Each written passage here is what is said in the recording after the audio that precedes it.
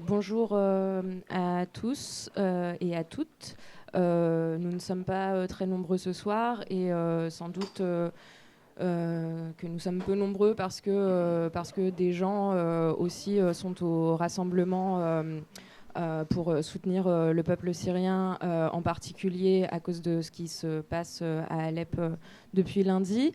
J'ai à mes côtés Shadi Abou Fakher et Hala El Abdallah.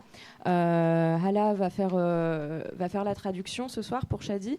Et avant de lancer cette soirée qui sera consacrée aux narrations de guerre au Moyen-Orient, on a tous pensé qu'il était important de parler de la situation à Alep avant de commencer. Donc je vais passer la parole à mes voisins. Je ne sais pas lequel veut commencer.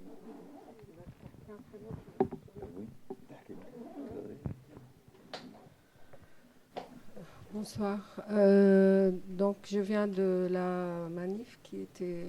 L'appel a eu lieu par Amnesty International. Heureusement, pour ça, on a eu du monde. C'était vraiment, il y avait beaucoup, beaucoup de monde. Et donc, c'est pour essayer de sauver Alep cette nuit, parce que vraiment, c'est presque la dernière nuit. Je ne sais pas si vous avez entendu qu'hier, il y a eu une trêve et ils ont fait vraiment une nuit calme, les Alepins. Il n'y a pas eu de bombardement, il y a eu un vrai cessez-le-feu, ce qui a aidé les Alepins à rassembler les blessés, les vieux, les femmes, dans des endroits pour attendre les bus ce matin pour quitter Alep.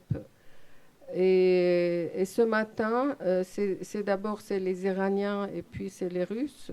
Les Iraniens, ils ont refusé de respecter la trêve. Ils ont commencé à les attaquer. Et puis, là, on a eu une lettre tout de suite, c'est-à-dire en arrivant là-bas à 18h, on a eu une lettre de la part de quelqu'un qui nous a informé qu'il y a eu des bombardements toute la journée, des avions russes qui continuent. Et puisque maintenant ils sont de plus en plus dans un seul endroit, ça facilite malheureusement de les viser. Et pour ça, le message était cette soirée-là de ne plus négocier, de ne plus rien faire. Seulement, il faut les aider à sortir et à faire un cessez-le-feu pour qu'ils puissent sauver, ils disent dans la lettre, sauver les vivants qui ne sont pas encore morts. Parce que demain matin, nous serons tous morts. Donc voilà la situation malheureusement d'aujourd'hui.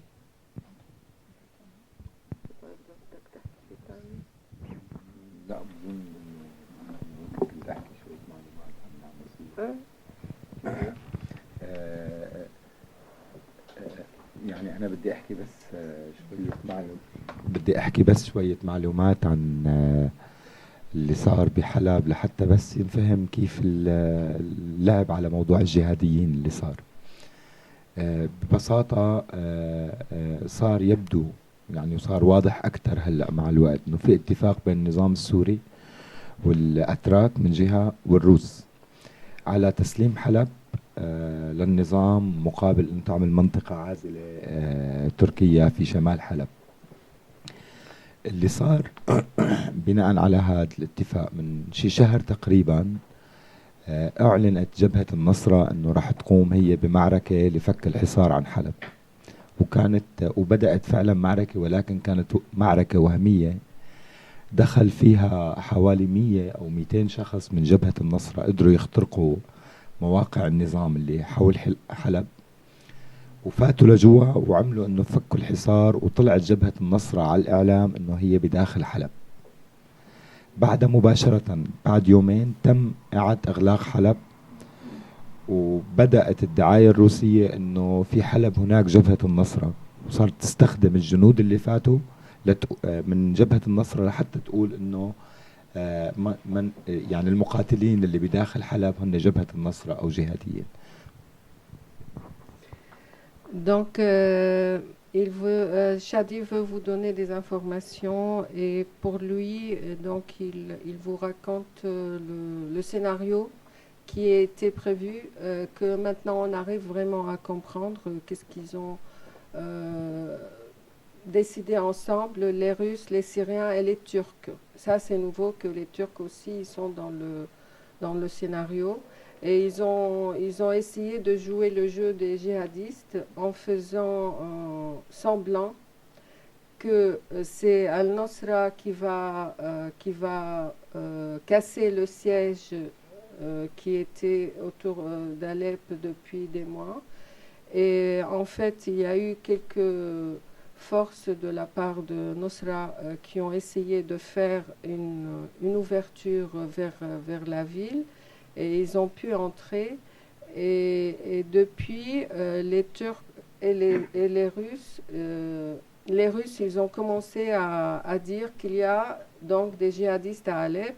Et c'était pour eux une preuve qu'il faut absolument donc les combattre et les bombarder. Et pour Shadi, c'est-à-dire c'est une décision qui a été prise en avance entre les Russes, les Turcs et les Syriens pour que les Turcs soient un peu tranquilles dans le nord de la Syrie pour les frontières avec la Turquie et que la Turquie soit assurée qu'il n'y a pas de problème pour ses frontières.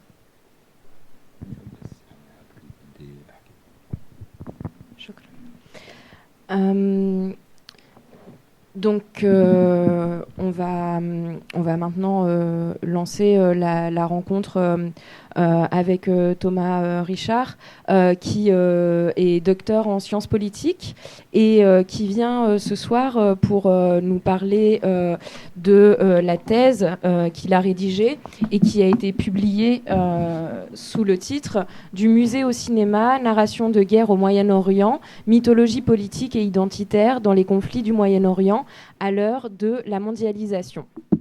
Donc, en peu de mots, en fait, je vais présenter rapidement le livre.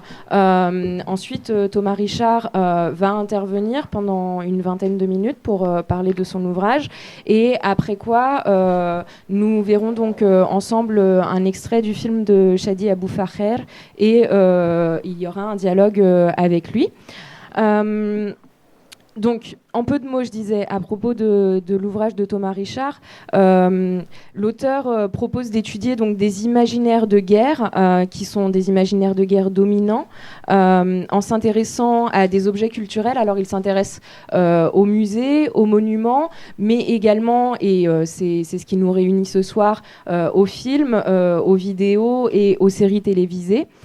Ces derniers retenant particulièrement son attention en tant que ce sont des objets qui sont facilement disponibles pour les gens et les spectateurs dans les pays étudiés.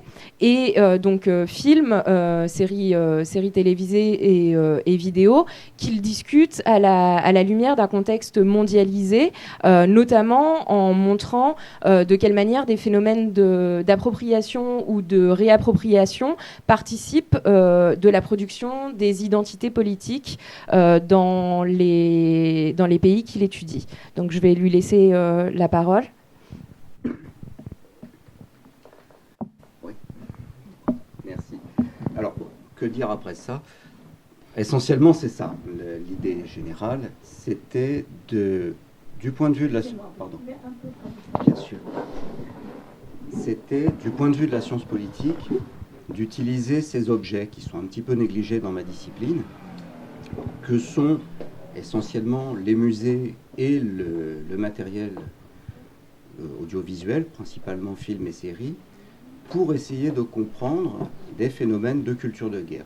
Plus exactement, des conflits, puisque la guerre ouverte, en fait, n'est qu'un aboutissement de tout cela, et qu'il faut comprendre, en fait, à partir de quel imaginaire, de quelle façon de penser, on va pouvoir formuler le conflit. En fait, le concept clé derrière, c'est celui de la culture de guerre, celui qui a été développé sur la guerre de 1914 autour de Becker et d'autres historiens, d'Audouin Rousseau, qui de la même façon, vont travailler sur la façon dont le conflit, en l'occurrence là un conflit ultra-violent par les armes, mais de seulement, entre guillemets, 4 ans, va s'exprimer à travers les productions cinématographiques, les jouets, les images, tout ce qui va être distribué à cette époque-là et qui participe de la façon dont les sociétés vivent la guerre, se représentent leur ennemi.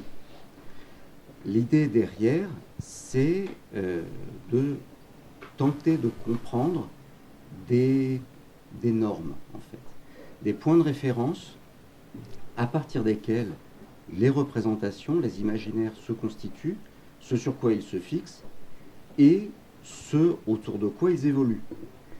Ce faisant, ça veut dire aussi qu'on trouve des blancs, on trouve des phénomènes transgressifs qui vont justement aller à l'encontre de ces normes, mais reste à voir aussi dans quelle mesure on a affaire à une transgression, dans quelle mesure on a affaire à des interpénétrations de récits les uns avec les autres, et comment tout ça est vu. On a affaire à un phénomène spéculaire où chacun lit ou regarde en l'occurrence ce que fait l'autre, de telle sorte que on arrive à retrouver ce phénomène de normes et d'organisation, puisqu'on a affaire à des objets très souples quand il s'agit d'imaginaire, mais qui sont quand même, je crois, quelque chose comme une forme d'avenir pour ces disciplines et qui sont des champs extrêmement ouverts et extrêmement fructueux, du moins à la lumière de ce que j'ai pu voir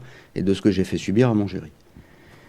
C'est-à-dire qu'on a là des objets qui sont particulièrement propices pour essayer de comprendre les phénomènes identitaires, particulièrement propices également pour comprendre les phénomènes d'émotion.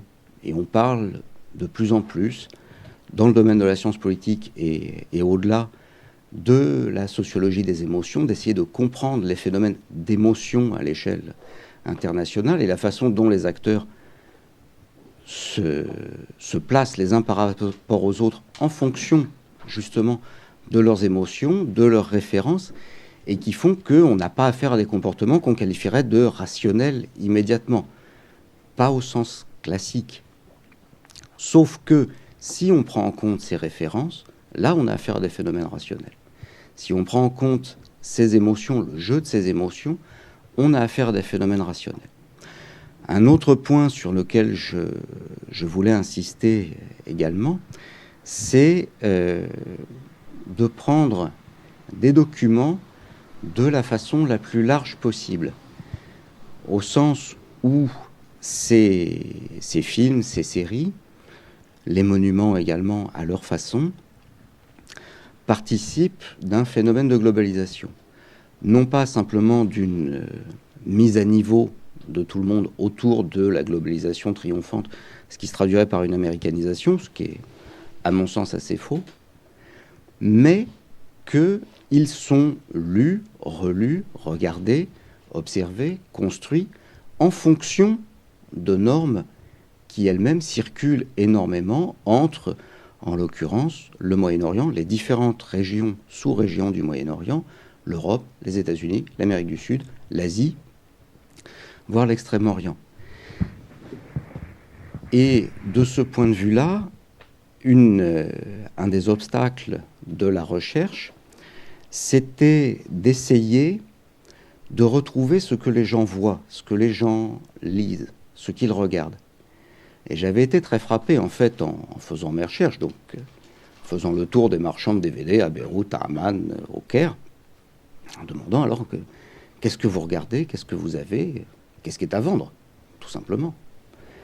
D'avoir des produits américains, européens, indiens, de très belles collections de Bollywood à Jérusalem. Et quand je demandais, oui, et en cinéma arabe, qu'est-ce qu'il y a ? Et on m'indiquait un petit carton dans le fond de la boutique où il y avait 3 comédies égyptiennes et 2 classiques. Et j'ai eu des discussions très poussées sur Jet Li au milieu des souks de Daura, au nord de Beyrouth. De la même façon, me retrouver à la porte de Damas, donc à la frontière entre Jérusalem-Est et Ouest, avec le marchand chez qui je passais le plus régulièrement, m'attraper et venir me dire « Viens voir, viens voir, viens voir. J'ai reçu un truc génial. » Et en l'occurrence, le truc génial, c'était le dernier Banlieue 13.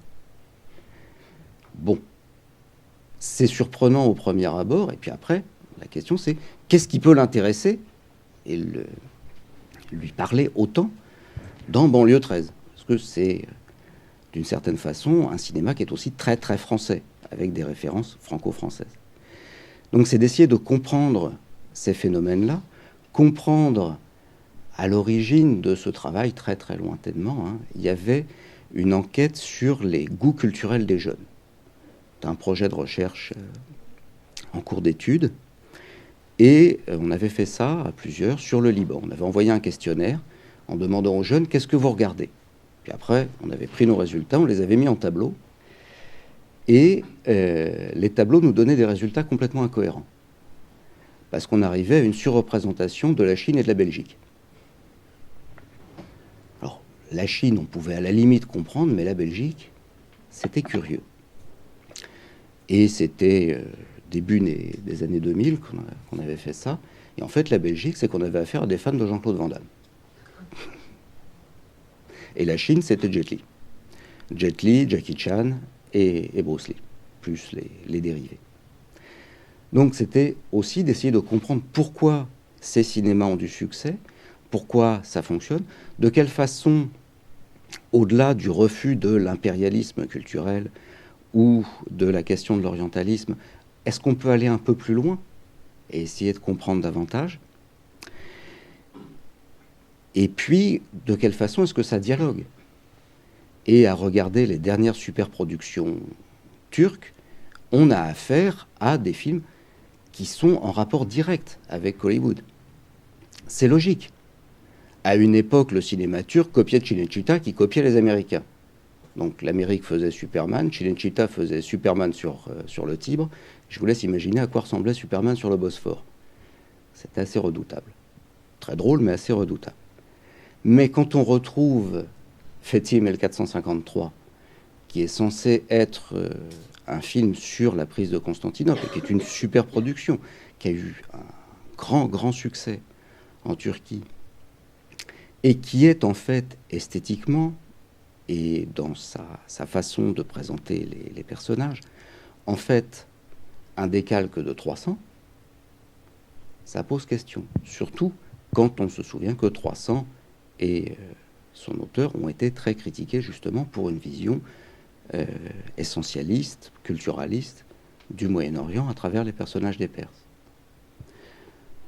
Un de mes amis à qui je montrais un peu ce sur quoi je travaillais a regardé quelques épisodes de la grande série du Hezbollah, fin des années 2000, donc 2010-2012, qui s'appelle Al-Khaliboun, qui était une très longue série, c'est deux saisons de série de Ramadan, ça fait 80 épisodes, sur la lutte de libération du Hezbollah contre Israël au sud du pays. On peut l'étudier de la façon dont il reconstitue l'histoire et dont il reconstruit aussi l'histoire à sa façon. On peut l'étudier aussi à la façon dont il se relibanise, puisque c'est une série qui vient après la guerre de 2006, après les échanges de corps et de prisonniers avec Israël, et à un moment où le Hezbollah avait besoin de se relégitimer sur la scène nationale. Ce que j'ai essayé de faire. Et puis cet ami me disait, mais c'est une telenovelas.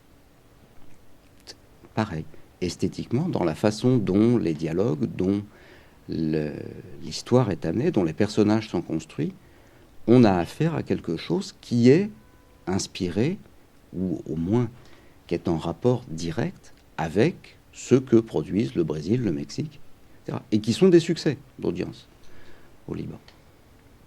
Donc c'est autour de ça que j'ai voulu essayer de construire la réflexion et d'arriver à proposer, peut-être pas un schéma général, mais essayer de comprendre comment ces phénomènes fonctionne, s'interpénètre, ou ne fonctionne pas, ou ne fonctionne que de façon partielle, ou pas pour ceux à qui c'est préférentiellement destiné. Pour vous donner un exemple, alors là c'est davantage du côté des musées. Lors de mon séjour de recherche en Jordanie, j'ai profité de ce que j'avais un peu de temps pour aller visiter le musée d'art moderne d'Amman. Musée d'art contemporain, très riche, hein, il y a entre 2800 et 3000 œuvres qui sont exposées. C'est un double bâtiment, c'est absolument magnifique, récompensé par le prix d'architecture de l'Aga Khan. Seulement personne ne sait où il est. J'ai un mal de chien à le trouver, et les taxis auxquels je me suis adressé, puisque c'était le plus simple, ne savaient pas très bien où il était. On a beaucoup tourné dans Amman avant de trouver.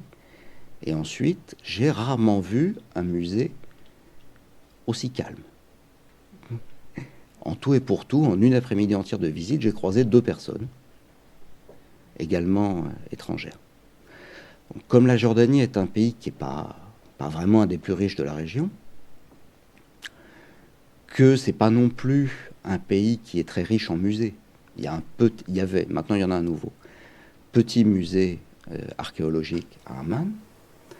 Il y a le musée palestinien, il y a le musée des arts et traditions populaires, le musée du folklore, il y a ces choses-là. Ils étaient en train de construire un musée du Parlement, mais comparativement, le plus gros, quasiment, à part le mémorial des forces armées, dont de la même façon personne ne sait très bien où il est, c'était le musée d'art contemporain, vide. Donc la question logique derrière ça, c'était qu'est-ce qu'on cherche à nous dire à travers ce musée? Pourquoi est-ce que le royaume a accepté d'investir symboliquement, économiquement, financièrement dans un musée vide? Et à partir de là, c'était de trouver en fait la façon dont ce musée, qui est, soyons honnêtes, relativement inconnu de la population jordanienne, qui est fréquenté par les élites, est en fait un musée manifeste. C'est un musée de lutte contre l'orientalisme. C'est un musée qui permet de placer la Jordanie sur la scène muséale régionale. Donc on est en face du musée d'Israël, on est aussi en concurrence avec les grands musées qui sont en train de se créer dans le Golfe et en Égypte. Et la thématique générale, c'est un musée qui est fondé au moment où Saïd publie l'orientalisme, il y a 2 ans d'écart.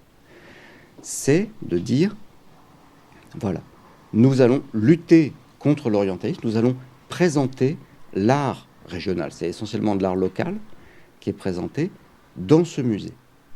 Et ça n'est pas important, ça devrait l'être, pour la population de Amman, mais dans le réseau international des musées, ça joue. C'est important. Ça, c'est une façon de se placer comme étape. C'est une façon de se placer sur la scène régionale. C'est une façon de dialoguer avec les grandes institutions avec lesquelles le musée est en partenariat. Puisque c'est quand même le seul musée que je connaisse, je dois dire, où j'ai pu voir exposer des œuvres palestiniennes, jordaniennes, syriennes, irakiennes, etc., très contemporaines, mais sur le même plan, des œuvres venues de scènes artistiques assez inattendues, telles que la Papouasie-Nouvelle-Guinée ou la Corée du Nord. Et quand je parle de Corée du Nord, c'est de l'art réaliste socialiste du plus pur effet, daté de 2007. Alors que, on va dire, c'est pas vraiment l'art le plus remarqué à l'heure actuelle pour son caractère novateur ou contestataire, c'était une façon de se poser. C'est la lutte contre l'impérialisme, en fait, qui était exprimée à travers cette œuvre. Voilà un petit peu ce que j'ai, à gros traits, essayé de faire, de comprendre ces phénomènes de récits qui s'entrecroisent, de récits en regard de l'extérieur, et de voir, modestement, à quoi ça correspond. Ça donne pas une vision toujours extrêmement optimiste, je dois dire, de la chose. Et j'ai terminé, en fait, ce travail en m'interrogeant sur la façon dont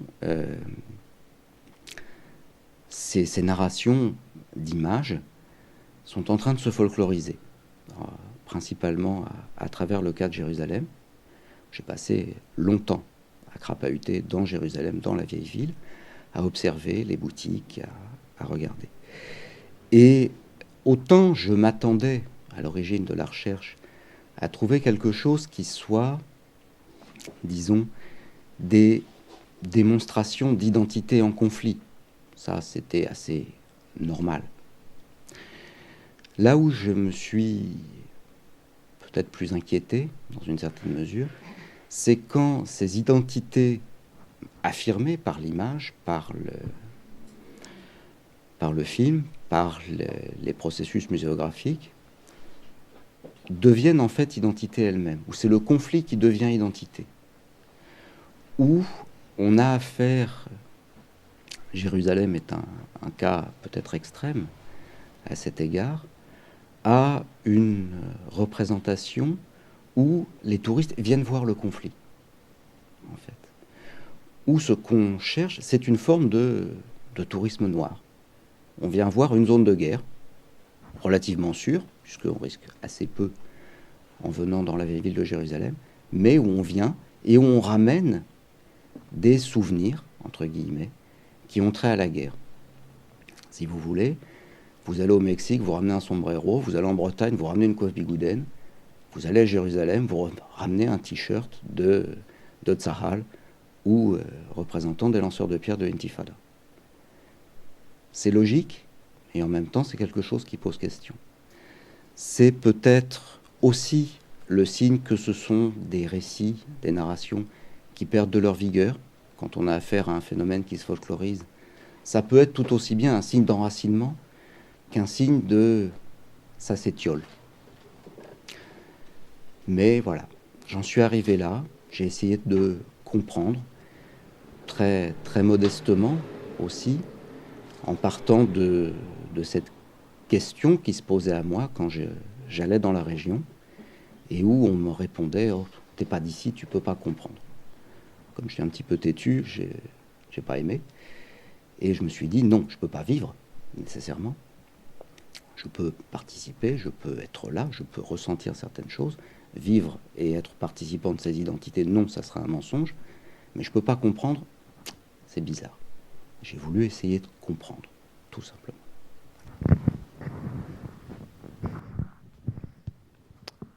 Merci beaucoup. Alors, ce qui était prévu, c'était donc qu'on continue en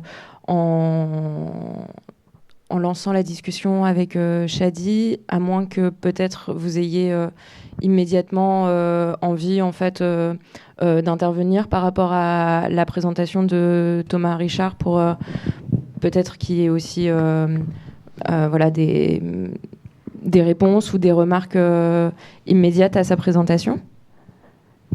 Non ? Donc on continue comme on avait pensé le faire dans ce cas.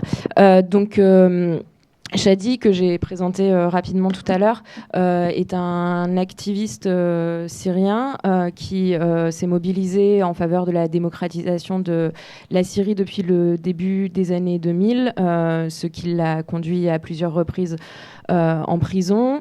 Et Chadi, qui est réfugié en France depuis 4 ans, est également réalisateur, mais c'est en tant qu'activiste qu'il réalise des films. Et c'est aussi, donc, cette position est perceptible dans ses choix cinématographiques, dans sa volonté de montrer d'autres images. Et c'est aussi en tant qu'activiste qu'il me disait qu'il souhaitait intervenir et parler ce soir. Il a réalisé 2 films, Cheval de Troie et Family Photo. Cheval de Troie se concentre en particulier sur la ville de Raqqa en mêlant des témoignages d'activistes syriens qui sont réfugiés en Turquie et en mêlant ses propos avec un texte dit par Fadwa Suleiman, qui est une figure importante de la Révolution, réfugiée en France. Et dans ce film, on voit l'actrice Fadwa Suleiman qui construit un décor sur lequel elle fait évoluer des soldats en plastique et des personnages en argile. Alors, Photo Family, le film sur lequel on va plus discuter ce soir, répond à Cheval de Troie. Il a été filmé à la frontière, au sud de la Turquie, à la frontière avec la Syrie, et il donne la parole à des réfugiés de différentes régions. Qui témoignent des effets des affrontements sur la population. Donc, pour faire le lien avec la présentation de Thomas Richard dans son ouvrage, je voulais te demander, en nous présentant ton film, de peut-être expliquer son titre, qui est déjà une certaine diction identitaire ou une certaine mise en récit du conflit, et c'est ce titre, Family Photo, présente une idée qui sera réitérée par les personnages, les personnes que tu filmes, qui se présentent comme venant d'Azima, près de Raqqa, mais comme étant avant tout syriennes.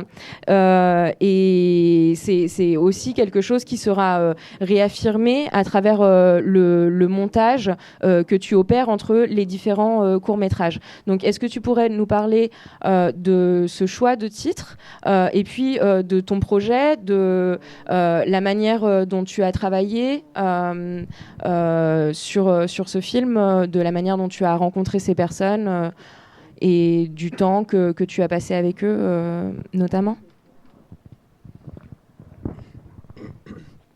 Merci. يعني بالنسبة لهذا الفيلم أنا بالدرجة الأولى خليني أقول إنه حبيت إنه أعكس وجهة نظر الناس اللي عملوا الثورة بسوريا. دول الناس اللي ما حدا بيسمعهم.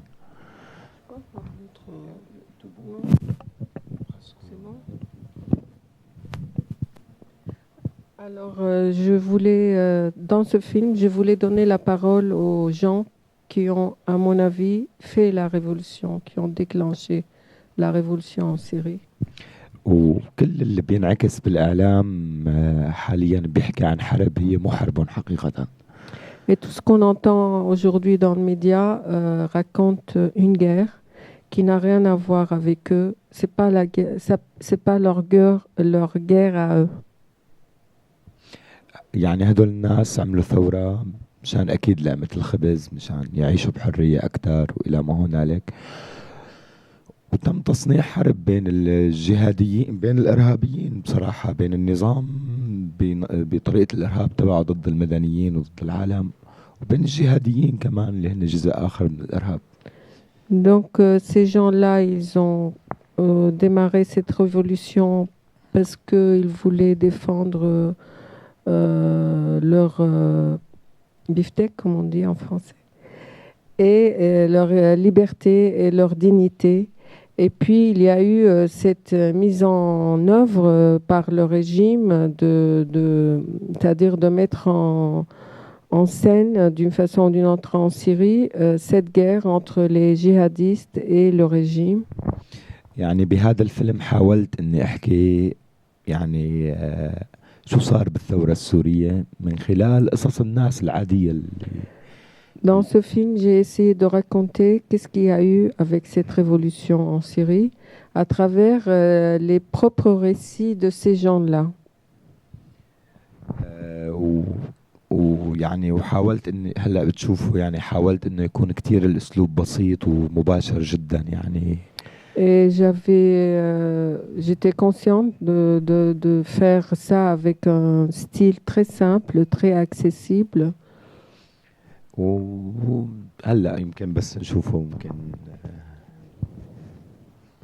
Et on va discuter après avoir vu le film. يعني بالنسبة لعنوان الفيلم اللي هو صور عائلية، يعني أنا اشتغلت على أنه كل عائلة تكون على شكل صورة عائلية إلى المعنى التقني من جهة، ومن جهة أخرى لأنه عم يحاولوا أنهم هدول الناس بكل بساطة وبكل عفوية أنهم يعبروا عن حالهم وعن ثقافتهم وعن كيف عم يشوفوا الأشياء وبشكل مباشر وبدون ما يكون في حاجز بينهم وبين الكاميرا، وهذا كان مفاجئ حقيقة يعني. Donc il y a deux points. D'abord, pour moi, Suwar Ailiye, ça veut dire des images ou des photos familiales.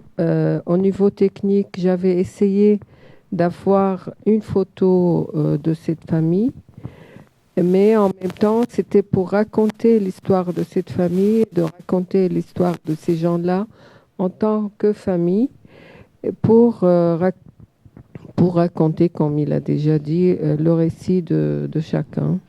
وفي عنوان بعده كمان بيجي بيوضح أكثر المسألة اسمه برزخ. فهو عمليا كل العائلات وكل الناس اللي ممكن نشوفهم هلأ بالفيلم هن بحالة انتظار حقيقية للعودة إلى الحياة، وبالنسبة لهم الحياة هي لها علاقة ببلدهم بوطنهم سوريا. Et il y a un autre titre que vous allez voir après qui est Barzakh. Barzakh, c'est-à-dire un point d'attente, c'est ça? هو الوقت بين هذا اسم ثاني، الوقت بين الحياة والموت، معبر. Et c'est le couloir entre oui, l'anisme. D'accord, c'est donc le couloir entre la mort et la vie et la mort, parce que il voulait aussi parler de cette attente de ces gens-là qui sont vraiment et qu'ils attendent la vie, c'est-à-dire ils sont là, mais c'est comme ils sont morts, c'est presque mort et ils attendent la vie, et il voulait montrer cette attente à travers le film, le retour à la vie. وانتظارهم هاد كمان ناتج عن رفضهم لهذا الحرب بين الجهاديين او الحرب الدينيه اللي عم تصير هلا بسوريا. Et il y a en même temps un refus de leur part. Ils refusent cette guerre qui est en train de se faire entre les djihadistes et le régime syrien. On va lancer un extrait du film d'une dizaine de minutes et ensuite donc on aura un dialogue au sujet des images qu'on va voir ensemble.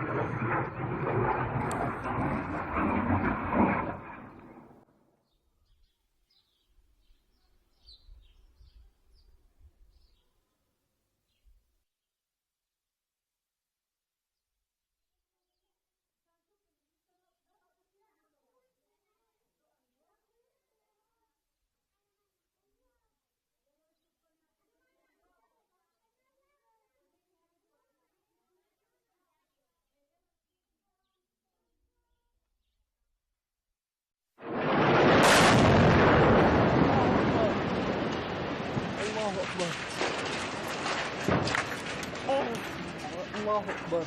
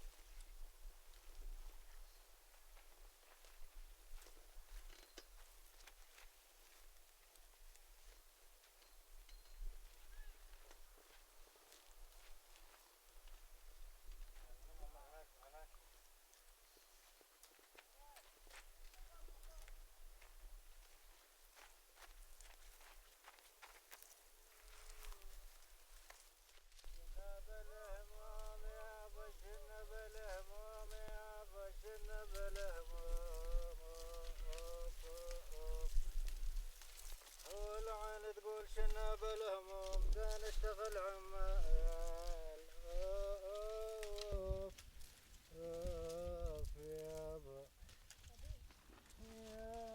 يابا لا بد عليهن يابا لا بد عليهن لا بد عليهن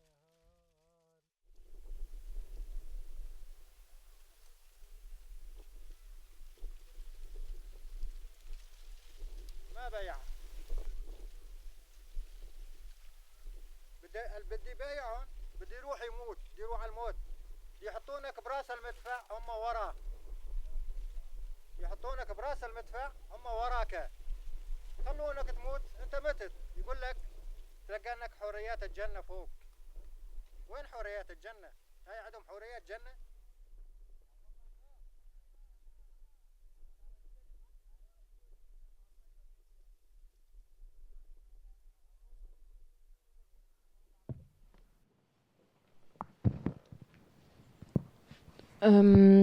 Donc, je vais poser quelques questions et ensuite on aura un débat ouvert. Alors peut-être pour rebondir, puisque Madame posait la question de savoir si le film était en ligne, et comme justement dans votre ouvrage vous expliquez que vous êtes intéressé justement à des films et des séries qui étaient disponibles. Shadi, la première question que j'aimerais te poser, c'est est-ce que tu penses toi justement mettre ce film en ligne afin qu'il soit facilement disponible, et aussi, est-ce que tu penses, par exemple, aller, trouver un moyen de montrer le film aux gens que tu as filmés?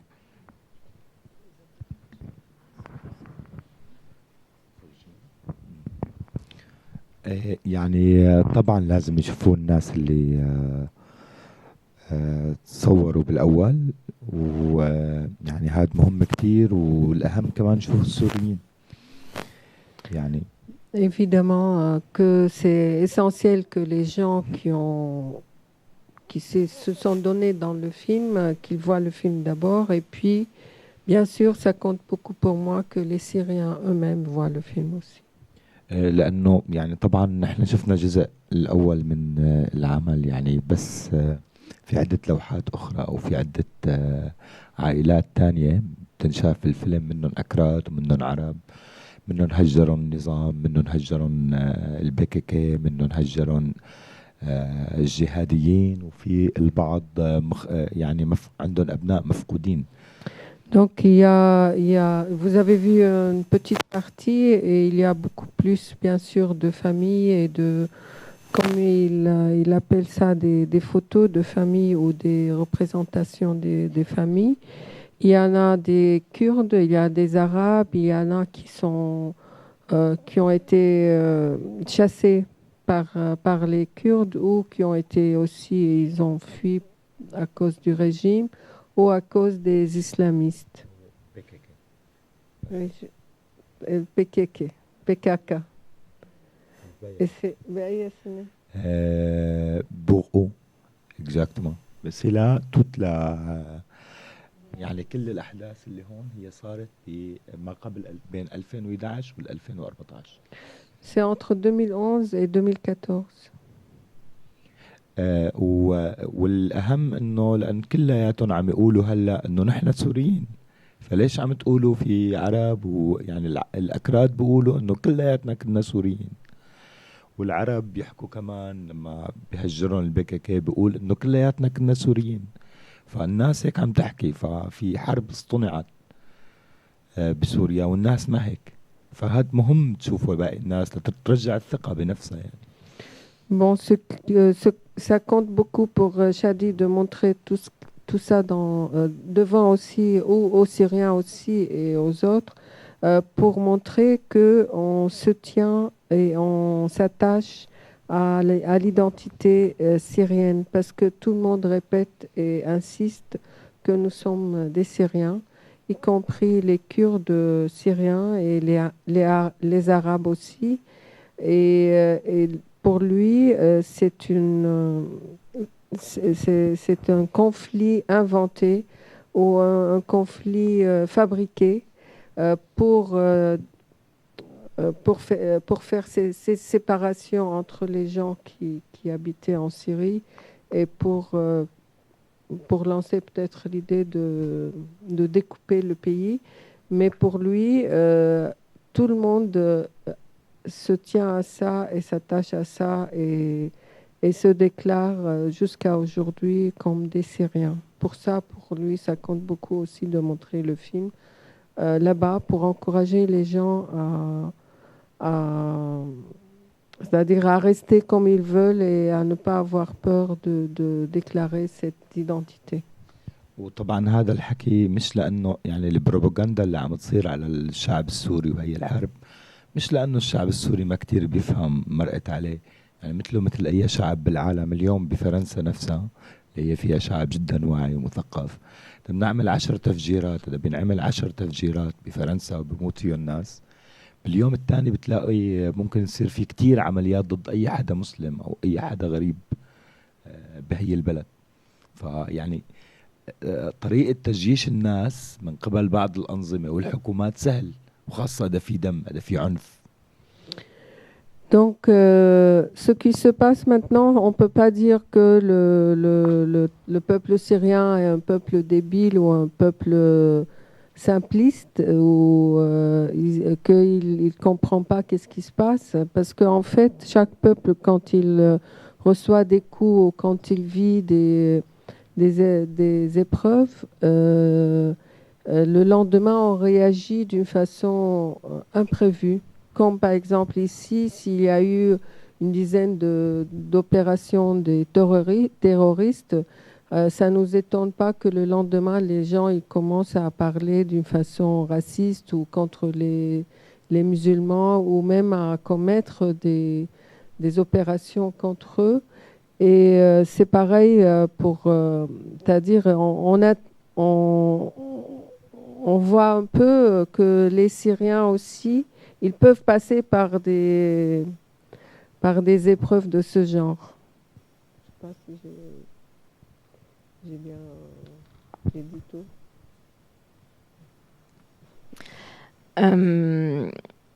Par rapport, comme aussi vous posiez la question de savoir justement des dates, par exemple, je voulais juste préciser que, alors c'est pas justement la version que moi j'ai vue la première fois. La première version que j'avais vue du film, en fait, après chaque court-métrage, des informations étaient données, un texte était écrit.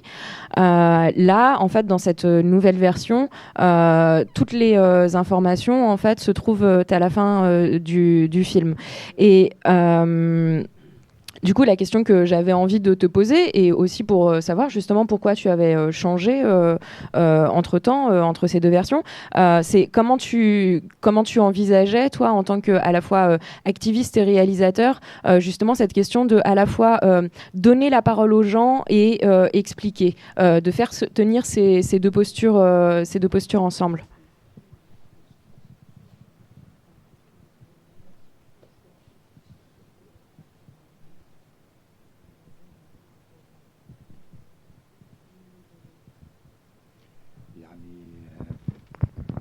العلاقة بيني كناشط من جهة وكحدا عم يحاول يعمل شيء بالسينما هي العلاقة أكثر بمفهومي للحياة، مفهومي للسينما وللعمل السياسي. Donc en tant qu'activiste qui milite et en même temps en tant que quelqu'un qui veut s'exprimer à travers le cinéma, moi je trouve que ça dépend ce que je comprends et comment je comprends la vie et la lutte politique et comment je comprends aussi le cinéma. بمعنى تاني يعني فلسفة الجمال نفسها إن كان بالسينما أو حتى إذا فينا نقول نسقطها على العمل السياسي أو على العمل مع المجتمع أو الشأن العام اللي هي بتنحو أكثر نحو الأشياء الخيرة أو الأشياء اللي الأكثر انسجام مع إنسانيتنا. فأنا دائما بحس إنه السياسة هي لازم تكون عمل الأكثر عمل أخلاقي من جهة، بنفس الطريقة اللي هي الفن كمان هو عمل جدا أخلاقي. بهي النقطة بحسن بلدو. Donc pour lui, il y a aussi une liaison, parce que pour lui, il y a une sorte de philosophie esthétique ou de la philosophie de l'esthétique dans le cinéma et aussi dans le travail et dans le conflit, dans la lutte politique. Et il a toujours eu ce rapport et c'est-à-dire comment lui, il comprend la lutte et comment il comprend l'engagement politique. Pour lui, c'est de chercher et de puiser dans la beauté et dans les bontés et dans les principes surtout, il a insisté sur ce mot de beauté et de comment on arrive à travers aussi. Pour lui, la politique, c'est la morale. C'est pas un truc abstrait qui est lié seulement aux idéologies ou c'est d'abord et au fond pour lui, c'est le principe de morale. Une dernière question avant vraiment de faire tourner le micro. À propos justement de ces premières images dans Barzakh, en fait, donc ce qu'on voit, ce sont donc des enfants qui sont maquillés et à deux moments on voit des images d'explosion, et puis ces images d'explosion, c'est la ville de Deraa. Et du coup, tu ouvres ton film sur ces images et je voulais savoir, est-ce que tu le fais parce que pour toi c'est un symbole de la révolution syrienne, et aussi est-ce que tu pourrais nous dire d'où elles viennent ces images de bombardement? يعني ببساطة أنا ما كنت مفكر بهذا الفيلم بالضبط لما قعدت اشتغل مع الأولاد. يعني هن بمدرسة كانوا موجودين بتركيا، كلهم طالعين جديد من سوريا، فحاولنا أنه نعمل هيك بشي نلعب معهم، وبلشنا أنه نشتغل معهم يلونوا وجوههم ويعملوا. Donc au départ, j'avais pas pensé à ce film quand j'ai commencé à travailler avec ces enfants.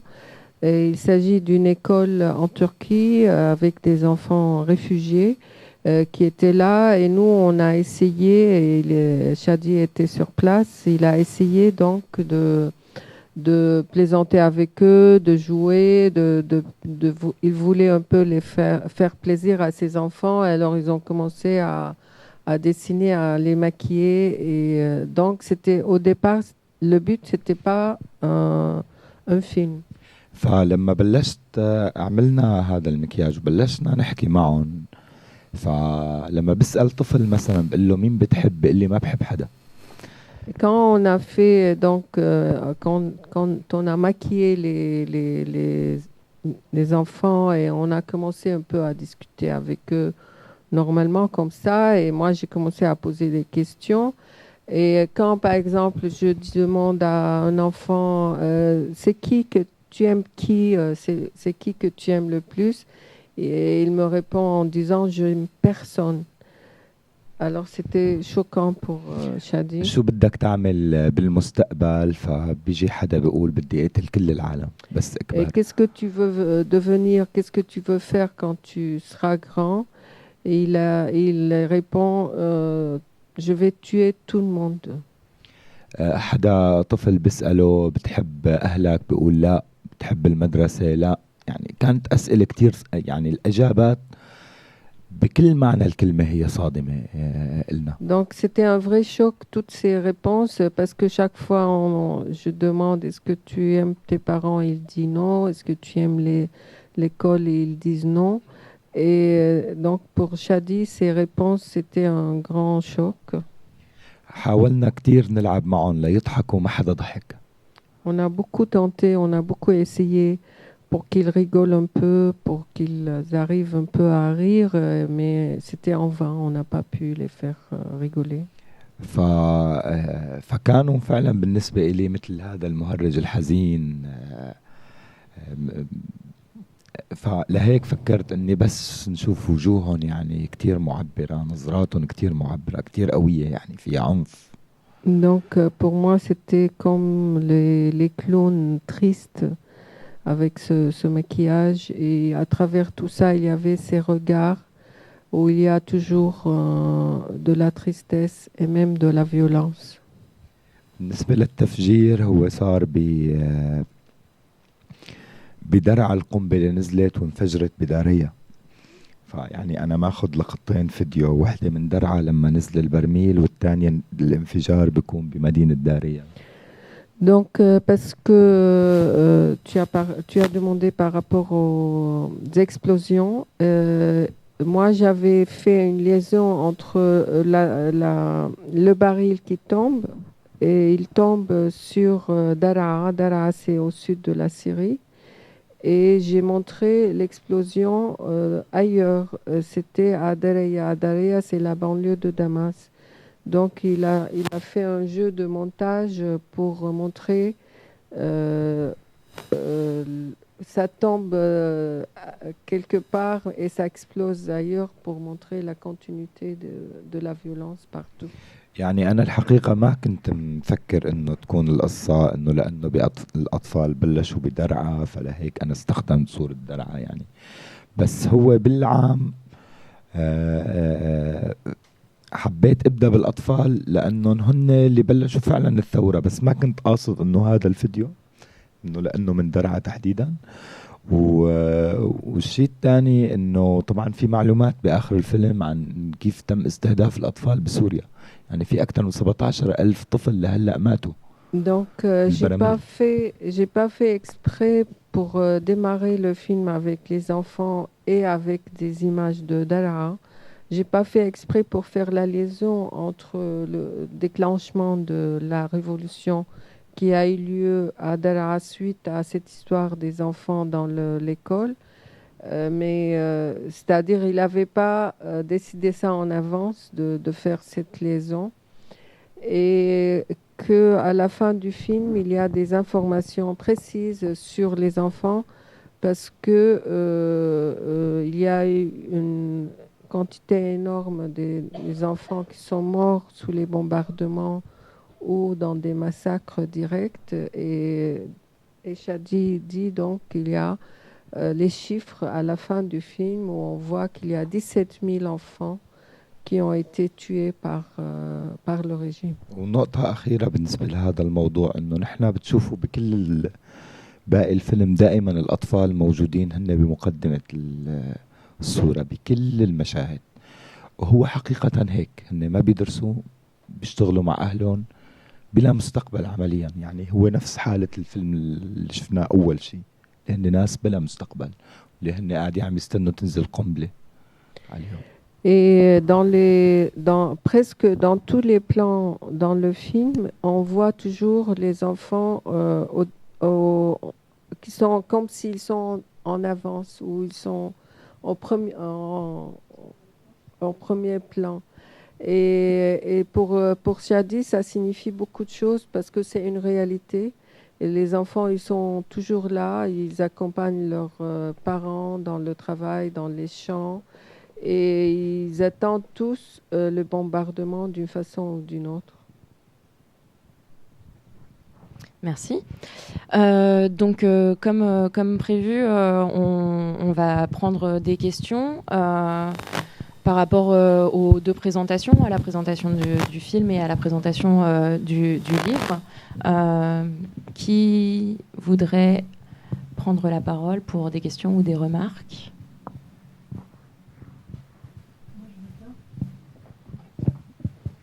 Merci. Moi, je découvre.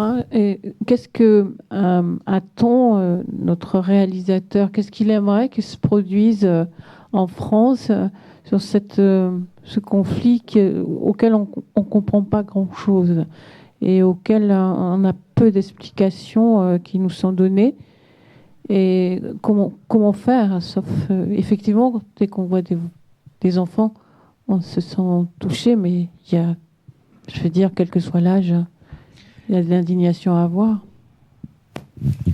يعني الحقيقة أنا شخصيا ما بنتظر من فرنسا أو أي شيء. Moi, personnellement, j'attends rien de la France.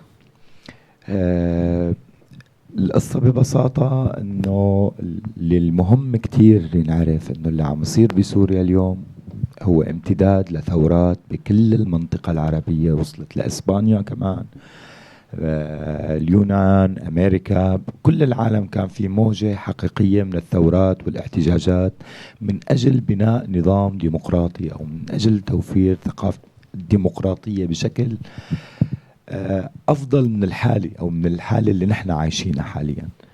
Donc, pour lui, c'est le cas en Syrie ou l'état actuel en Syrie, c'est une continuité d'une révolution, des révolutions qui ont lieu partout dans la région, d'abord dans les pays arabes, et puis on a vu que même autour après, c'est-à-dire en Grèce, même aux États-Unis, il y a eu des mouvements dans la rue. Et tout ça, c'est presque partout. Les gens, ils réclament les mêmes... avec les mêmes slogans, c'est-à-dire pour pouvoir construire un vrai système démocratique.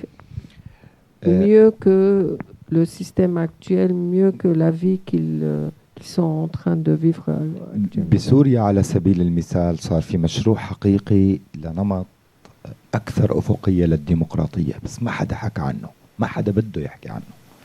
هو التنسيقيات اللي هي مشروعة بالأساس، هو يعني الإشكال الأساسي اللي موجود يمكن هلا بوجهة نظري بدي أحكي شوي، اللي موجود بالعالم هو وجود طبقة سياسية متحكمة بالشأن العام، إن كان بالدول الديمقراطية وإن كان بالدول الديكتاتورية. Donc il y a eu en Syrie au début de la révolution, il y a eu un début d'un système démocratique, mais personne n'a parlé de ça, personne n'a mis la lumière sur ça. C'est les coordinations entre les villes ou dans les villes ou dans les quartiers.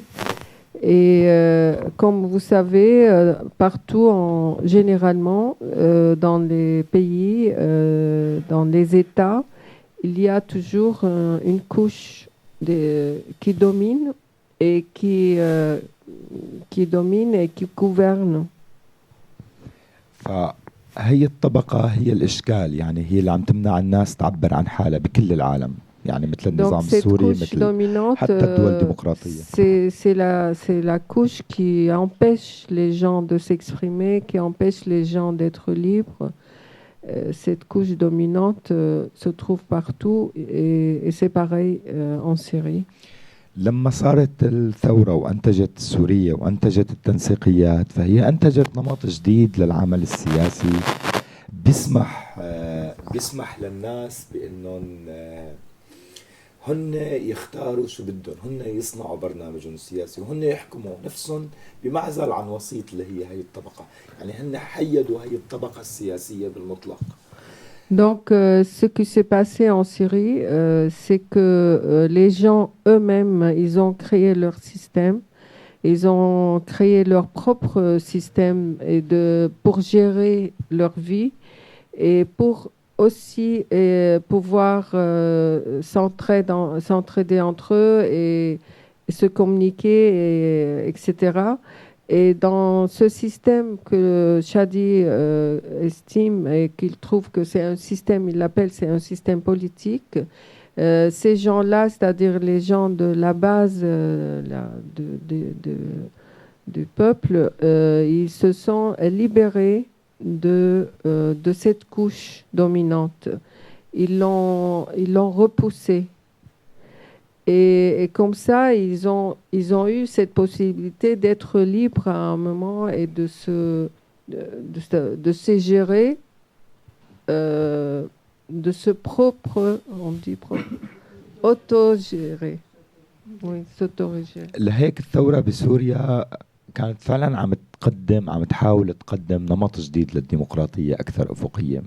هذا النمط أو هذا المشروع كان متناقض بمصالحه مع الأنظمة بالمنطقة العربية اللي هي الديكتاتورية، وحتى مع الطبقات الحاكمة في الدول الديمقراطية، وأيضا فيني أقول أكثر حتى مع عدد جزء كبير من النخب المعارضة للمعارضة السورية أو الأحزاب التقليدية بسوريا.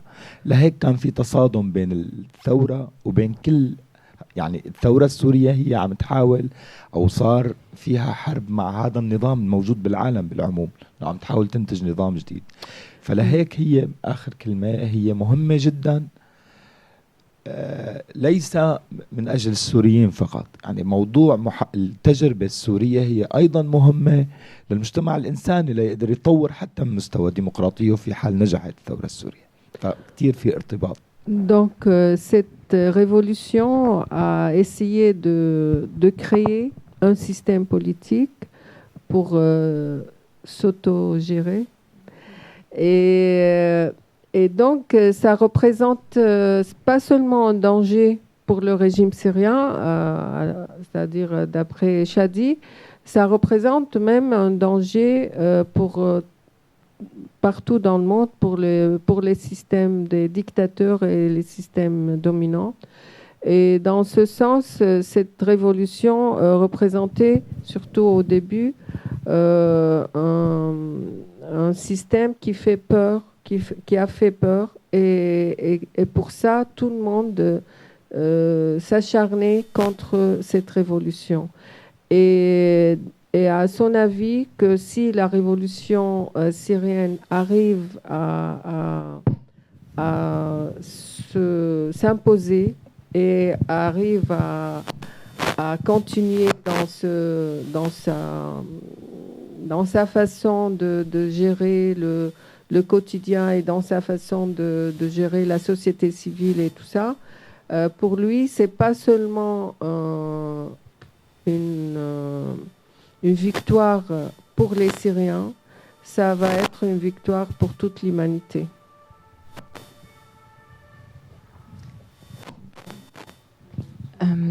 Oui.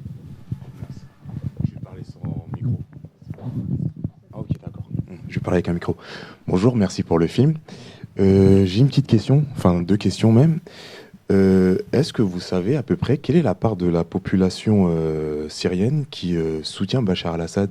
Je pose cette question car c'est vrai qu'on présente souvent dans le cadre du conflit la population syrienne comme un groupe homogène qui s'oppose à Bachar al-Assad, mais quel est le profil sociologique des Syriens qui s'opposent à Bachar al-Assad? Et autre question, est-ce que vous savez quel type de démocratie les Syriens Ah non, ma question c'était pas quel est le profil sociologique des personnes qui s'opposent à Bachar al-Assad, mais ceux qui soutiennent, c'est bien ce que j'ai demandé. Ouais, c'est ça, excusez-moi. Et deuxième question, donc quel type de démocratie les Syriens aimeraient mettre en place? Est-ce qu'il y a déjà eu des expériences? Vous avez commencé à en parler. Est-ce que vous pouvez un peu plus détailler, s'il vous plaît? يعني بالنسبة للسؤال الأول شوي معقد حقيقة. ببداية الثورة بسوريا كان مع النظام مجموعة من التجار والمنتفعين حقيقة من النظام. Alors, pour ce qui concerne la première question, c'est un peu problématique. C'est pas évident de répondre à cette question parce qu'au début de la révolution, les gens qui étaient avec le régime au départ, c'était les commerçants, les hommes d'affaires ou ceux qui ont vraiment un intérêt direct, des opportunistes, mais très francs et très directs.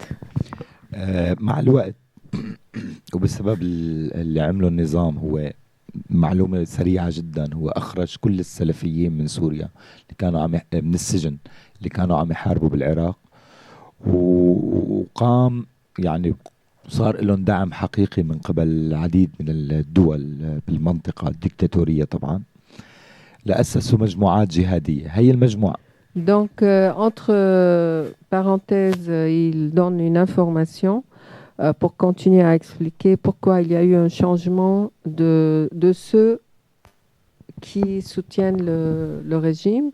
Donc, après le déclenchement de la révolution, le régime a libéré une quantité importante de prisonniers islamistes qui étaient en prison et qui ont formé des groupes des djihadistes sur place.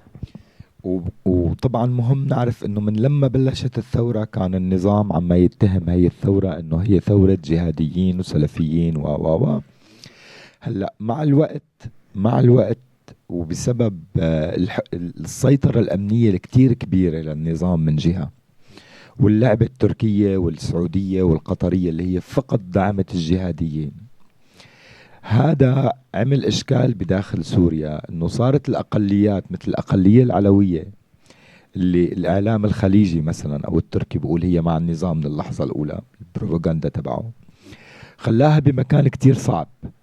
يعني اليوم الناس اللي عم تقاتل أو الناس اللي مع النظام من السوريين مو لأنهم بحبوا النظام، هن موجودين بهذا المكان حاليا لأنه لا خيار آخر بالنسبة لهم حسب ما هو، بسبب وجود جبهة نصرة وجهاديين بطرف آخر عم يسوق لهم النظام إنه هدول هن المعارضة. Donc, dès le début de la révolution, le régime a beaucoup insisté, il a beaucoup répété, il a beaucoup essayé de faire passer cette idée que c'est une révolution confessionnelle, que c'était une révolution islamiste avec des djihadistes et tout. Et en fait, c'était pas du tout comme ça au début.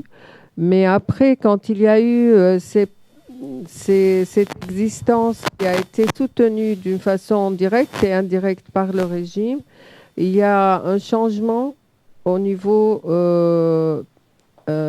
population, c'est-à-dire au niveau, si on peut dire, selon votre question, pour ceux qui soutiennent le régime. Parce qu'il y a eu parmi surtout les minorités, il y a eu une peur ou un sentiment qu'ils sont menacés par ces islamistes. Donc, et surtout les alaouites, parce que le régime, il s'appuie beaucoup sur les alaouites, mais on ne peut pas dire que tous les alaouites sont pro-régime.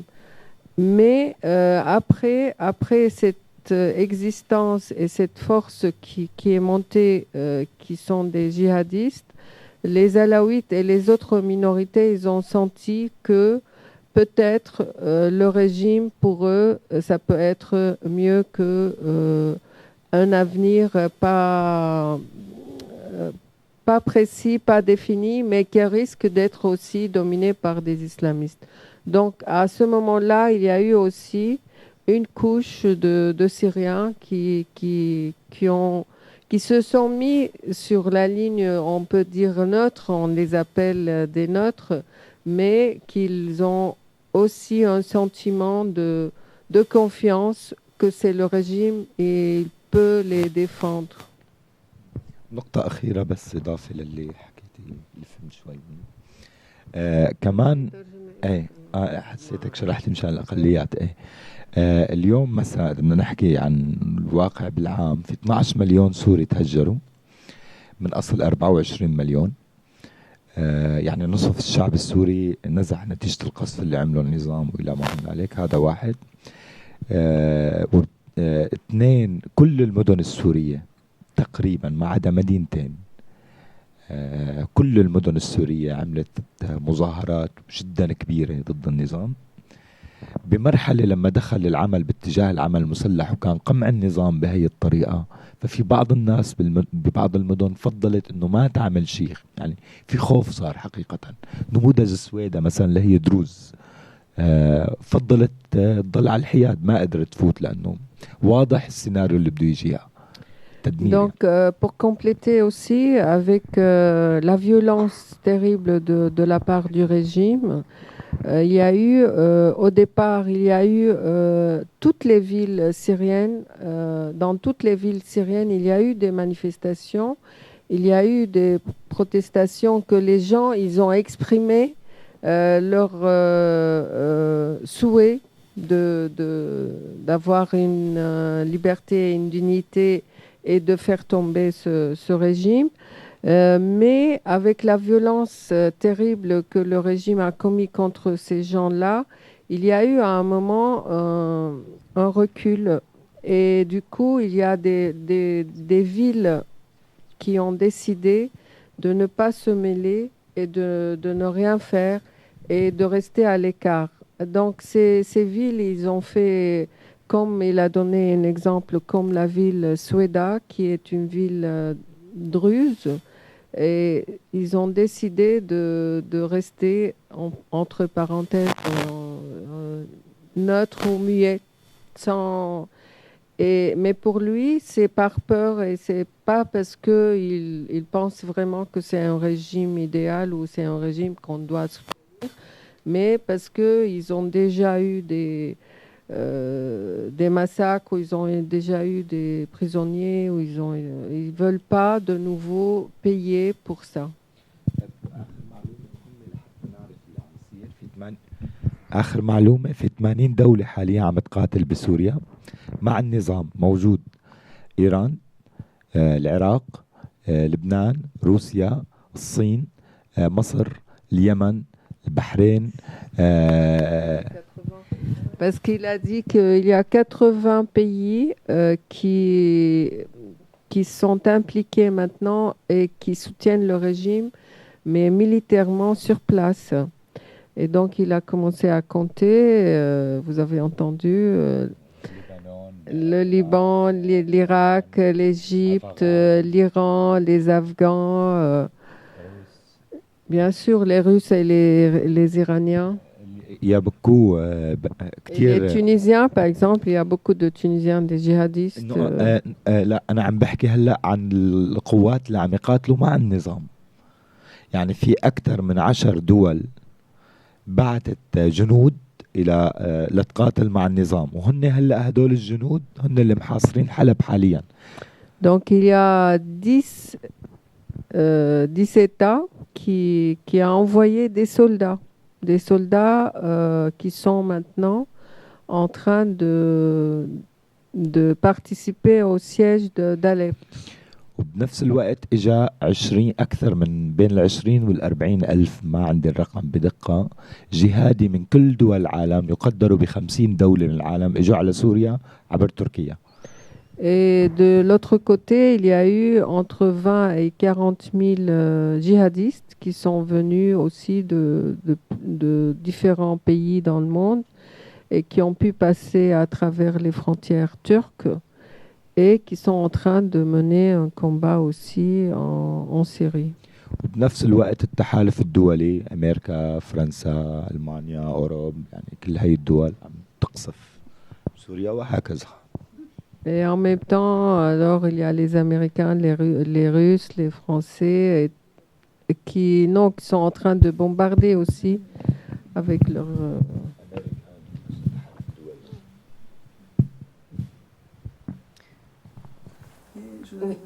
Comment voyez-vous l'avenir de la Syrie alors après ce conflit? Comment vous voyez dans quel sens يعني الشعب لازم يقرر المستقبل للسوريين أكيد مش للنظام ولا لإيران ولا لروسيا ولا لأي حدا للسوريين يعني المفروض كيف بده يصير السيناريو c'est difficile. Donc c'est pour Chadi, c'est sûr que c'est le peuple syrien qui doit décider son sort et son destin et son avenir, et pas les autres pays et pas le régime non plus.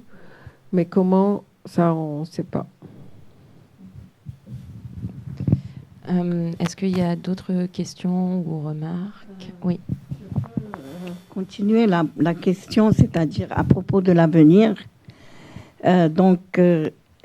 Par exemple, il y a 3 jours, vous avez un grand intellectuel, Sadiq Jalal al-Azm, qui est décédé. Et c'était un grand intellectuel et il a dit que les intellectuels ou l'élite qui étaient contre le régime a laissé tout au peuple comme vous dites, Al-Shab. Mais demain, si Bachar tombe, qui va pouvoir prendre le pouvoir? Le peuple. Il faut une élite quand même.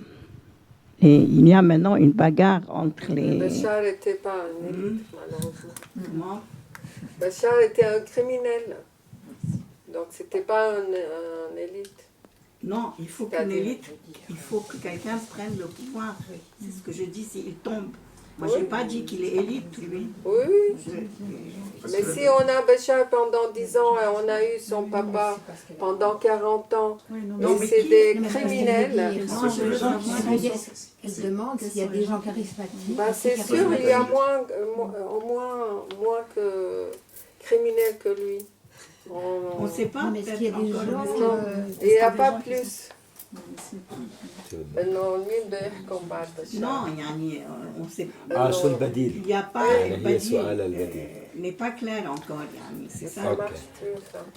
اوكي يعني بعتقد انه اكيد نظام ديمقراطي هو البديل بسوريا اللي هو الشعب يحكم نفسه بنفسه بالنهاية. هلا اللي كنت عم بحكيه من شوي هو كيف السوريين حاولوا يصنعوا نمط جديد للحزب السياسي، ما بيكون في نخبة متحكمة بالناس وما بيكون في نخبة هي اللي بتصنع مشروع الناس.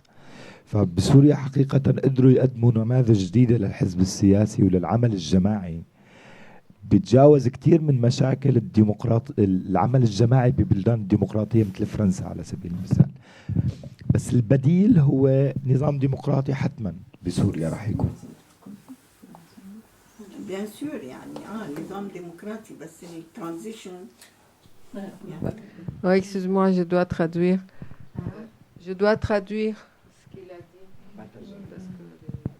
Alors, je pense que ça marche pas. Ça marche. Que pour lui, c'est bien sûr, c'est le système démocratique qu'il faut comme à la place de notre cher président. Et pour Chadi aussi, il y a eu, jusqu'à maintenant, il y a eu dans l'expérience sur place avec la société civile et le travail que les Syriens ont pu faire malgré tout dans des régions ou dans des endroits, il y a eu vraiment un début d'un système démocratique. Et lui, il croit à ça, il croit que vraiment les Syriens, ils ont pu inventer leur propre système selon les nécessités, selon leurs besoins et selon les possibilités sur place. Donc, il croit à ça et il pense que c'est ça notre avenir. المرحلة الانتقالية بس هي حطت المعارضة حطت خطة كاملة للمرحلة الانتقالية. هي في مؤتمر وطني بده ينعقد، في تعديل دستور، يعني في خطوات قانونية. Donc il y a eu des pas qu'on a déjà développés, qu'on a déjà discuté c'est-à-dire entre Syriens, pour ce qu'on appelle l'étape transitoire et qui a la possibilité parce qu'ils travaillent depuis longtemps, et moi j'ajoute ça pas dans la traduction, mais il y a même des femmes, des groupes de femmes qui travaillent sur une nouvelle constitution depuis quelques années. Donc il y a une nouvelle constitution, il y a des plans pour les villes, pour un travail du terrain. Et donc tout ça, c'est bien étudié, c'est bien développé. Il y a des documents autour de tout ça pour c'est-à-dire pour l'étape transitoire. Et puis après, il y aura un système démocratique avec des élections, avec un parlement.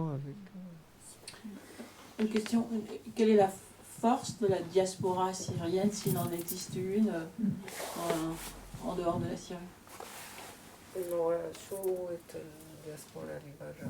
شو هي؟ يعني الوجود السوري برا، شو الوجود قد ايه قيمته وقد ايه اهميته؟ اي يعني ما فهمت قصدك.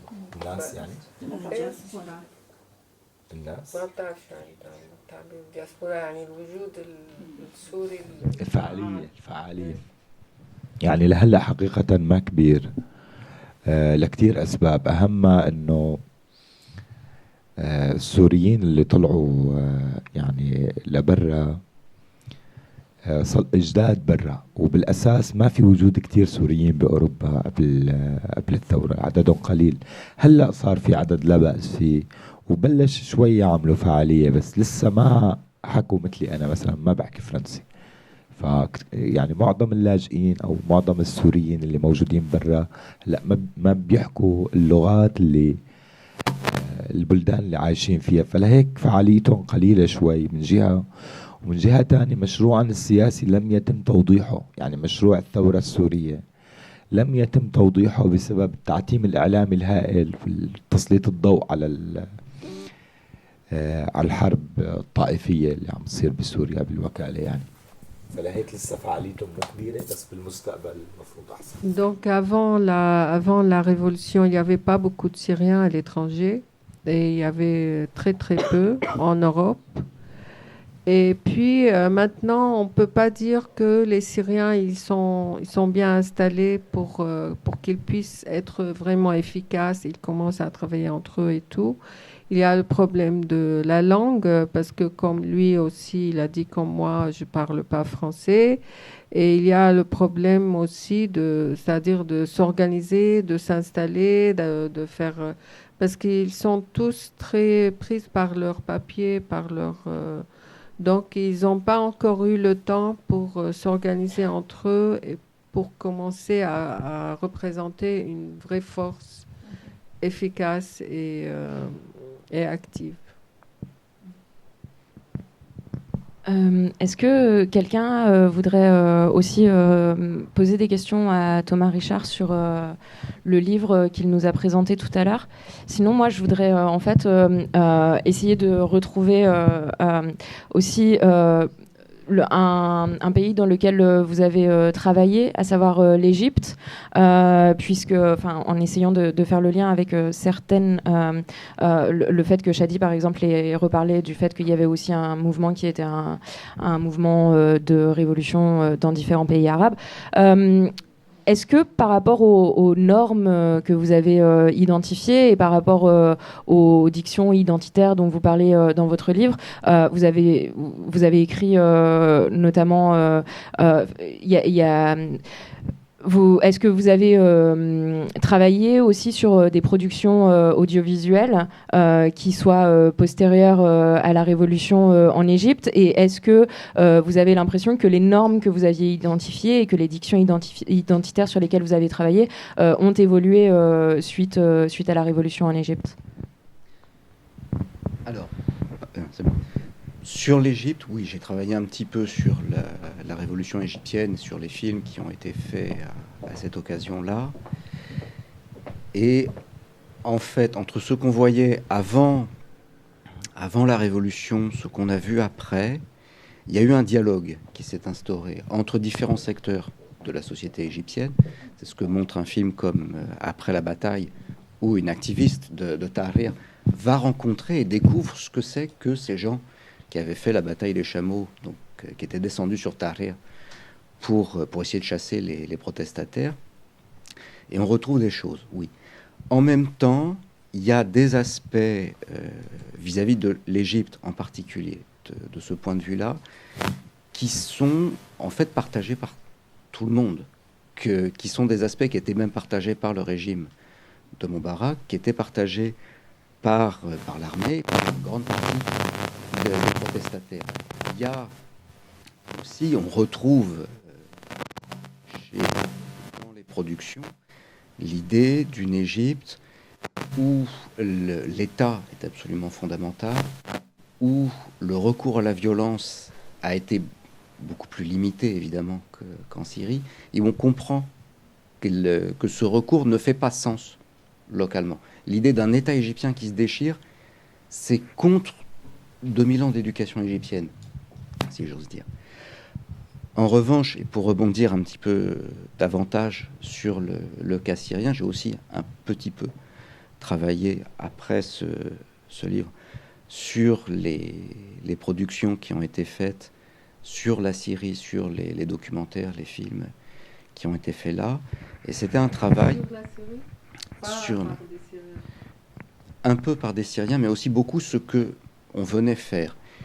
Et où là, j'ai retrouvé une question de normes, de référence, en fait, à partir desquelles les gens réfléchissent. Et ça me permet de rebondir un petit peu sur vos questions, qui était en fait de regarder ces documentaires, il y en a beaucoup, quelques films de fiction qui ont été faits, et de comparer ça à la guerre civile libanaise.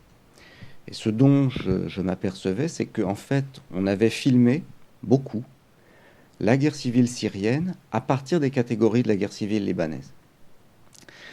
Ce qui est assez normal, dans une certaine mesure, parce que ses voisins, on retrouve des acteurs des deux côtés, certains même sont les mêmes acteurs, mais en même temps, s'il est assez naturel d'avoir besoin de références pour comprendre le présent, dans le cas de la Syrie, on a eu affaire aussi, et c'est un petit peu, je crois, ce que Chadi disait au début, de voir les choses pour elles-mêmes, pour ce qu'elles sont. Ou au lieu d'essayer de prendre le cas syrien pour ce qu'il est, dans sa propre dynamique, du point de vue de la représentation, il y a eu une espèce de tendance assez lourde à le casser et pour le faire rentrer dans les catégories qui ont été héritées du Liban. Vous pourriez préciser en fait les catégories héritées de... D'accord. Alors,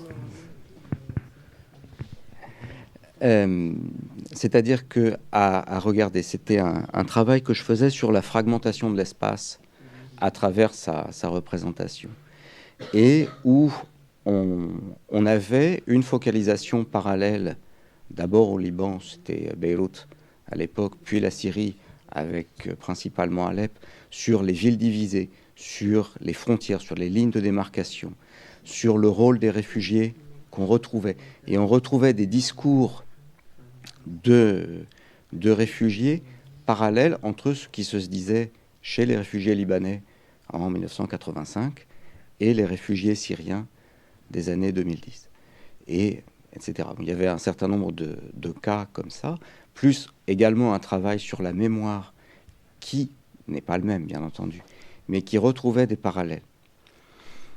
Et si je jouais à faire de la prospective et à me référer en fait au futur qu'on évoquait, de ce point de vue-là, vu ce qu'a été le poids de la guerre civile libanaise, le poids de représentation qu'elle a, et le débat permanent que vit le Liban avec son futur, avec sa mémoire depuis les accords de Taïf, je serais assez peiné qu'on force, du point de vue représentatif, la Syrie à suivre un même parcours. Je ne suis pas du tout d'accord avec votre analyse, mais juste, je dois partir. Moi, je suis désolée parce que j'ai une autre chose. Et je pense que déjà de comparer ces deux guerres, c'est une guerre civile au Liban. En Syrie, c'est une guerre contre les civils. Ce n'est pas le peuple syrien qui fait la guerre. Au Liban, c'était tout le monde qui s'entretue et qui avait vraiment une guerre civile. Et en Syrie, ce n'est pas du tout le cas. Mais ça, c'est un autre débat. Et une autre chose, la cinéma mobile en Syrie, elle veut commencer la révélation syrienne. La cinéma mobile, elle commence. Mais la normal people, يعني الناس العاديين أول ما نستخدم الموبايل يعني والصورة. فالتطور اللي صار بسوريا استخدامات الكاميرا في مرحلة الثورة شيء مختلف تماما يعني ما que ça n'a rien à voir à ce qui a eu lieu en Syrie. Mais juste, en fait, c'est, je pense Thomas Richard est en train de parler des représentations. Il n'est pas du tout en train de dire qu'il s'agit en fait de la même chose, justement. Il parle de la manière dont les choses ont été représentées et manifestement ont pu être comparées, ou bien de quelle manière on a pu justement représenter ce qui se passait en Syrie en faisant usage de références que manifestement... Mais même ça, moi, j'ai jamais entendu parler d'une comparaison de cette façon. Mais je ne sais pas justement, est-ce que vous pourriez préciser aussi justement les exemples que vous avez en tête c'est parce que c'est des films dont vous dites, des documentaires qui ont été tournés depuis l'étranger ou... Oui. Alors, je me rappelle. En fait, j'ai une petite question pour vous, mais je ne sais pas si j'ai bien compris. Vous êtes critique de la, il me semble, de la question de la représentation culturelle à travers les conflits. C'est ça? Il y a une critique que tout est représenté selon les conflits au Moyen-Orient. Vous avez une vision critique des représentations basées sur le conflit. J'essaye de les comprendre. Après, il ne m'appartient pas de dire que c'est bon ou mauvais. Parce que le problème, c'est les conflits, pas la représentation des conflits, c'est ça? Enfin, je ne sais pas comment le fait que les représentations sont à travers les conflits, c'est normal puisqu'il y a des conflits. Merci beaucoup d'avoir assuré la traduction. Comment est-ce qu'on peut changer les représentations tant qu'il y a des conflits? C'est ça la question. Tant qu'il y a des conflits, les représentations vont être basées sur les conflits. Donc, on va clore le débat, mais on peut continuer en fait de manière plus informelle. Merci beaucoup à vous d'avoir été présents pour ce débat.